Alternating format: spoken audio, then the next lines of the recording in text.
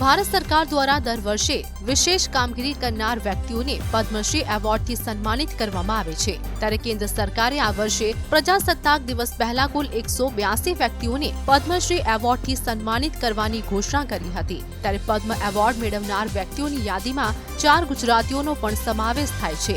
ભારત સરકારે જે ગુજરાતીઓને પદ્મ પુરસ્કારથી સન્માનિત કરવાની જાહેરાત કરી છે તેમાં રઘુવીર ચૌધરી, હરીશ નાયક, ડોક્ટર યજ્ઞ ઇટાલિયા, જગદીશ ત્રિવેદી અને ડોક્ટર દયાલ પરમારનો સમાવેશ થાય છે। આ ઉપરાંત અમદાવાદના ડોક્ટર તેજસ પટેલને પણ પદ્મભૂષણથી સન્માનિત કરવાની જાહેરાત કરવામાં આવી હતી। ડોક્ટર તેજસ પટેલ હૃદય રોગના જાણીતા ડોક્ટર છે। ઇન્ટરનેશનલ કાર્ડિયોલોજી ક્ષેત્રે અભૂતપૂર્વ ઉપલબ્ધિ મેળવનાર ડોક્ટર તેજસ પટેલે રાષ્ટ્રીય અને વિદેશી મેગેઝિનોમાં 300થી વધારે લેખ લખ્યા છે। તેમને કોરોનરી એન્જિયોગ્રાફી અને ટ્રાન્સરેડિયલ ટેકનોલોજીના નિષ્ણાત માનવામાં આવે છે। Bureau report GSTV।